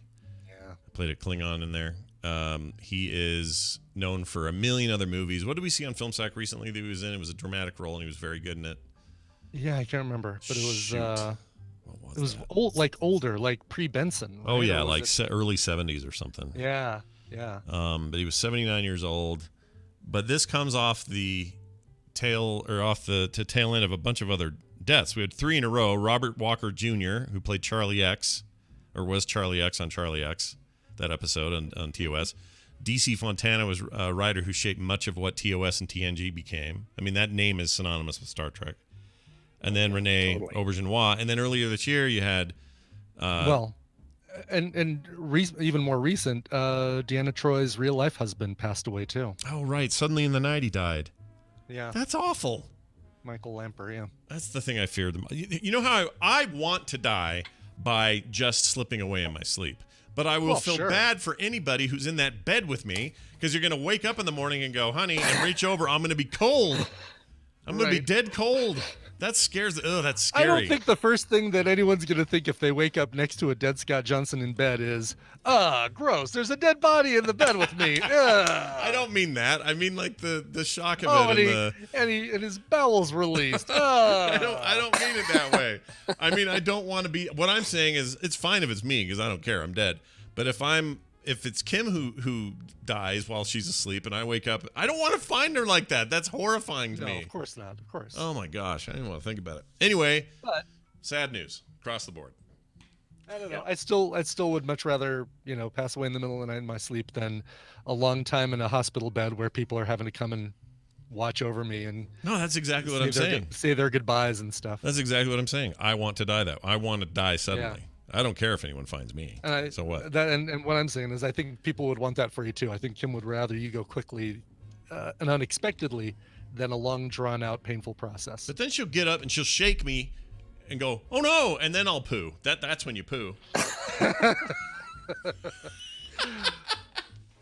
All right. Anyway. Daryl, chat room, relax. We're just having fun. Chat room's no fun today. They're taking all this too seriously. Anyway, these deaths are sad and awful. And 2019 had other people in Trek. What's the deal with 2019 going after all these Trek people? I don't like it. Yeah, I don't like it. Yeah, I don't think the I don't bells even should... like Big Bird dying. No, that was another one. Oh. Yeah, another one. If you guys haven't seen that documentary, I Am Big Bird, rush out and see it. See it somewhere. It is a wonderful, wonderful documentary about Carol Spinney. It is so good. And that dude worked up from, he worked from the year Brian and I were born until last year. Yeah, that dude did 49 years of having his hand up here and his arm over here. And then later in the garbage can, because he did both hands with Oscar. He did the voice of Oscar. He was Oscar, puppeteer, and voice. And he was amazing, and that documentary is really something else. So worth seeing. And I'm amazed they had technology in there the whole time since the '60s. A little TV. Yeah, he had a little screen. Oh, right. That would see out of the eyes. Circuit TV. Mm-hmm. Yeah, so he could tell what he was doing and how. It reminds me of Inside Out VR tracking, where they have the weird cameras that tell you where you are in the room. It's like a weird, not real but not real kind of look at the world around you. So it's very interesting. But anyway. People should track that down. All right, on to some more, I don't know, less sad death news. Star Trek The Motion Picture turned 40 on Saturday. Who's celebrating that, though? Nobody. Yeah. Right? Oh, my gosh. Well, people who like boring films. It was the return of live-action Trek, so it's good for that. Oh, yeah, that's true. I guess it was a big deal at the time, right? Because the other totally was. The other I was show so didn't excited. work. I had a girlfriend at the time. I picked her up and ran down the aisle to our seats. Wait a I was minute. so You excited. picked her up and ran to down the aisle? Yeah. Okay, now this is great because what happened when you found out the movie was poop? Then what? Well, I was She a had little... to carry Daryl back up the aisle. Yeah, exactly. Oh, I want to see this. I want to witness this in person. Daryl's lifeless, disappointed body dragging it back up the aisle, movie theater aisle. Yeah, that's amazing. But you remember that pretty vividly, it sounds like. Totally, yeah. Yeah. I mean, I was have old back then. I have some memory of it. I was pretty young, but I remember, buying that Kirk action figure, the one that became Burnt Kirk, and I still have him to this day. Right. Yeah. It's right down there somewhere. Old Burnt Kirk. Well, I wasn't totally disappointed about the movie because I knew it was an opening that had to be made to have more stuff. Yeah, they get So you in that way, it was going. good. Sure. I mean, where did you stand on Wrath of Khan, given its more focus on sort of adventure and action? Oh, I thought it was way better. It really needed to be made. Yeah, I agree. That took things in the right direction. Yep. Sure. Have we even talked to you about the new director for Trek, the Noah Hawley deal? That he's going to make a new Trek movie? Have we talked about that? Oh, yeah. I don't think we did. No. So how do you? I mean, I don't know if you've seen Fargo or what's the other one? Oh Brian? yeah, that was great. Brian, what's the other one? Legion, which was also really, really good. Yeah, and he's doing a Doctor Doom movie and some other stuff. I mean, I think I forgot about that too. He's a super interesting dude, so I really am excited. I don't understand where the Tarantino thing fits. I thought that was still on. Is it not on? Is that not happening? Last I heard, it was not on, and then I saw another thing that said they were both on, so I don't know. Chat room says Scott's 50 and he calls Daryl old. I didn't call Daryl old. What are you guys talking about? Called me old. Yeah, you said it yourself. What are you, Retlaw, what are you doing? They're so mean today. Yeah, what are you... Chat room? I have? Did I say that today? I never say Daryl's old. Daryl's like... I mean, it's true, he is, but we don't say it on the show. But he's in throwing distance of us. What are you, 56? What are you now? Something like that. Yeah. So I could throw a ball at him and he'd see it. He's so close. I would never call Daryl old in a pejorative way. I mean, we're all old at the end of the day. By the time that ball got here, it'd be old and wrinkly. But Sure, sure. Like an old testicle. Okay, what about this? Star Trek Picard to show its first episode on CBS, just as Discovery did. Ooh, let the world see it and then tempt them to go buy their service. Right. Dangle that carrot. Yeah. Yeah. There are 4 carrots. Yeah, look, they'll be like, look, there's Captain Picard. Can't get him anywhere else. Oh, look, there's the Anaheim Convention Center. Can't get that anywhere else. I hope they don't show that. That won't be a good thing to promote. Yeah, I'm very excited, though. That's soon-ish, right? Yeah. January right? 23rd or something. Yeah. That seems like not very long away. Because it really Yeah, is. it's No, not. because there's so much stuff that happens between now and then. Time is gonna fly by. Brian, what will you do? Will you do like the temporary subscription until it's over and then pop out again until Discovery or whatever? Or how do you want to do it? Probably. Yeah, I think that's another one that I'll probably want to do day and date. And I imagine, it's convenient for watching stuff like The Amazing Race and Survivor will be done by then. But, I guess there'll be another season of Survivor in the there always is. In the winter, yeah. There always will be. I don't think that show's going anywhere forever. I hope Jeff Probst likes traveling. Yeah. Yeah. Who would if that show ever needed a new host, who would you put in his place? If you had to replace Drew Jeff Probst. Carey. I mean, all right. No. Who would we put in his place? Have to be somebody. It'd probably be like Bear Grylls or somebody who's kind of rugged and outdoorsy. Oh, Bear Grylls is a great answer. Yeah, and I said that before Pops and Recline put it in the chat room. Yeah, no, Brian beat you. Sorry, Pops and Recline. Mm-hmm. More like Pops and Decline. Just kidding. Steve Harvey. Steve Harvey, yeah. The tribe has spoken. Not you? Quit doing this to me, people.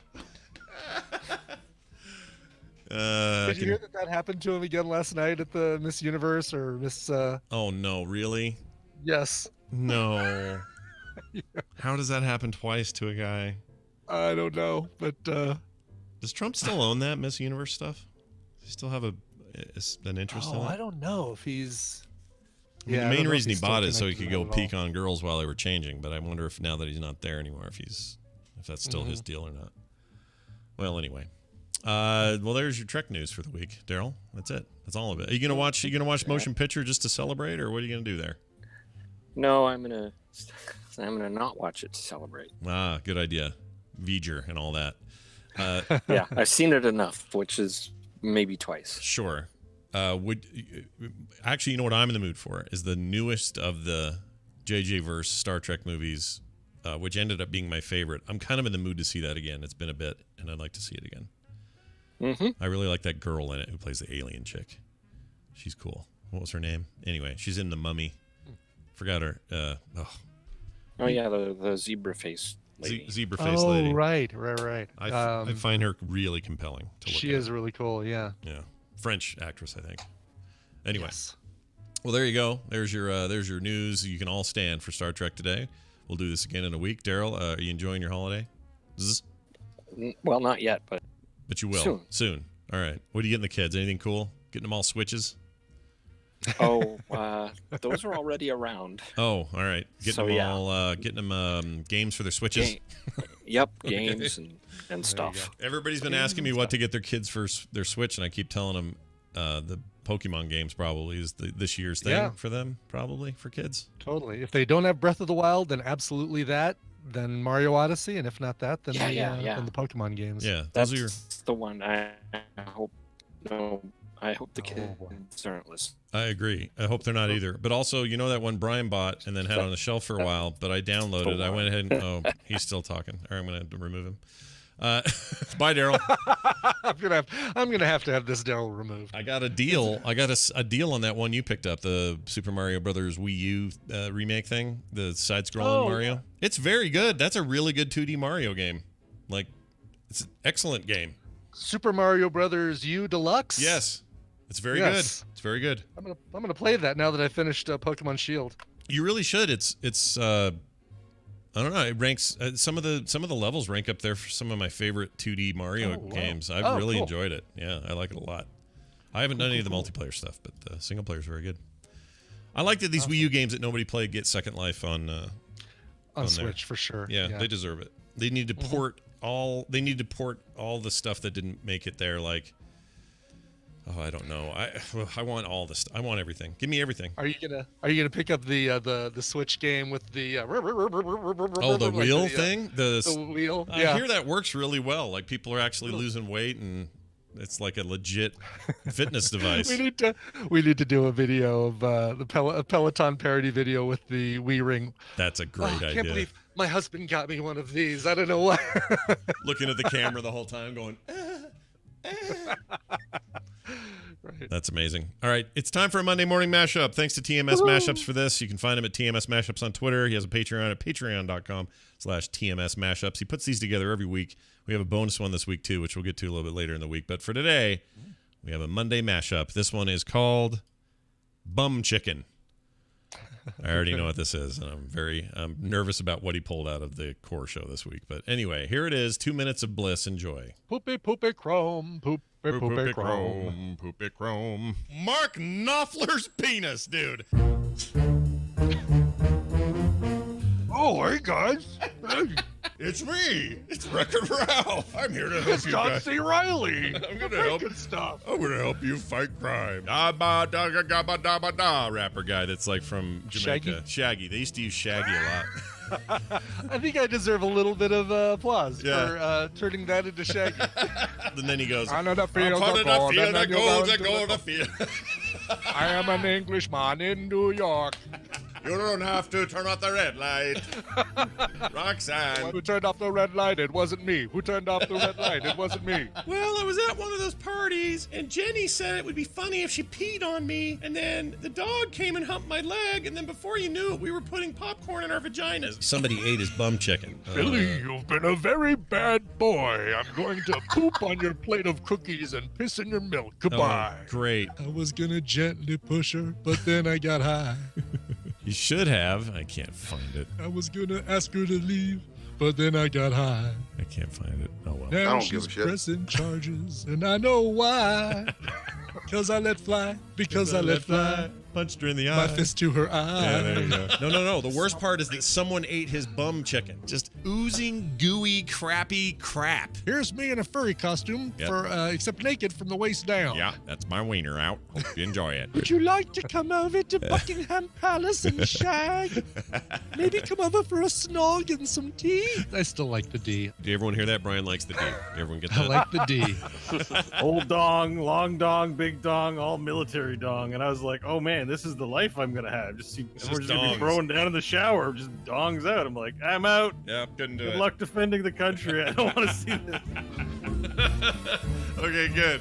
He didn't go too deep into the bum chicken. I was worried because I told that story about my friend that put the chicken up his butt when he worked at KFC and then fried it and sold it to somebody. We had this big debate on the core show about whether or not the worst part was that he could give himself salmonella, which was Bo was arguing. By putting a raw chicken, yeah, no kidding. Or my contention, which was the worst part is someone ate your bum chicken. That's the worst part. Right. In my opinion. Now I know it's cooked out, it's fried out, it's not, you're going to be okay. You'll never know. It's still pretty bad. If somebody came to you. That might kill the germs, but it ain't going to get rid of the taste. Yeah, and if someone came to you, Brian, and said, just so you know, that 12-piece bucket of chicken, one of the drumsticks in there was up the butt of an employee. You wouldn't go, oh, that's fine. That's way better than what he had with just the raw one. He almost had salmonella. Nope. But in my case, it was cooked. No, you're going to freak out and sue KFC for every freaking chicken wing they have. For sure. Yeah. Yes. Freaking disgusting. Faux show. All right. That's it for the show. A quick plug, though. The Heart Great guys, you know them. We did some work for them, some stuff. Daryl and Michael. Yep. They were on the Alex's Dad Chronicle show. Yes. And have you heard it? Have you given it TheDadChronicle.com. Have you heard it yet? Have you heard how that went? I have not. No, I have not. But it just came out this morning, as a matter of fact. So big ups to Alex Albisu for getting them on, and can't wait to hear the show. Yeah, they probably went a lot deeper into why they're doing what they're doing. Why that is a charity effort that's close to their hearts, and why those who donated to our charity stream should feel really good about what they did. So I think you should check that out. How they got past Alex's terrible voice, I don't know. But I don't know, man. It's fine. It's fine. Yeah. They worked around it. They got through it, and you guys should give it a listen. Just kidding, Alex. Alex, Dad Chronicles the show, or you can just get Dad Chronicle anywhere you get your podcast and check it out if you want to hear the Heart Crate guys on there. All right. Excellent. What are we doing this week? We got stuff tomorrow. Mm-hmm. We got things. We have stuff every day, Scott. We do. The 27th. A reminder, the 27th, we are going to do a patron play date, our first ever, although it's a lot like our charity was, except that there's no charity involved with it. We're gonna play Jackbox games with you guys, in particular patrons, and both new and old, and we're gonna have a blast. And I can't wait. It'll be a 3-hour event that Friday in place of a TMS PM. Also, yeah, because who knows? I mean, that's Christmas week. Who knows what our episode situation is going to be all that week? Right. So us cramming, banging out some kind of 3-hour thing is good for two reasons. One, we want to do it, and it sounds like fun. And two, we want to make sure you guys don't have a huge lack of content that week. So, correct. So that is what we're gonna do. See ya, Techie Taco. And that's it. Patreon.com/TMS is how you can support our show. If you're looking for any other way to get a hold of us, find our stuff, do anything else, you can find it at frogpants.com/TMS. We are now done. Brian has a song and will now tell me what it is. I do. George wrote in and said, "Hey, Scrub and Bubble. I've been clean and sober for 4 years now. I still remember when you guys played a song for me just before I left for rehabilitation. It helped me from feeling alone, and it's never too early to get a fish sandwich and take life by the horns. Everything's great. The tadpole is great, and you guys are great." Hey, it's too early to get a fish sandwich? There you go. Well done. He just said, just know that the TMS and the community helped keep me company through some tough times, and I'm very grateful. Well, we're so happy for you, and congratulations on 4 years strong. If you can do 4 years, you can do anything. So yeah, well that's done. amazing. Well done. In his song request, he didn't actually have anything specific, but he did use the word victorious, and that brought me to mind a song by Muse called "The Uprising."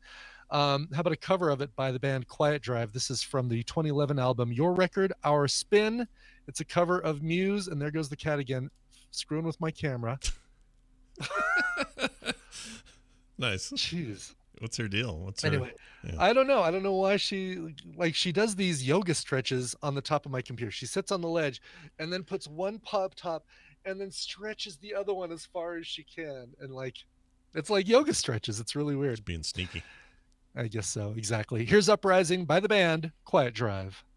This show is part of the Frog Pants Network. Frog Pants Network. Get more shows like this at frogpants.com. Mighty fancy looking machine you got out there. Out there. Out there. Out there. All right. Well done, everyone. All right. Did songs come through today? I believe so. I will now double check to confirm. Okay.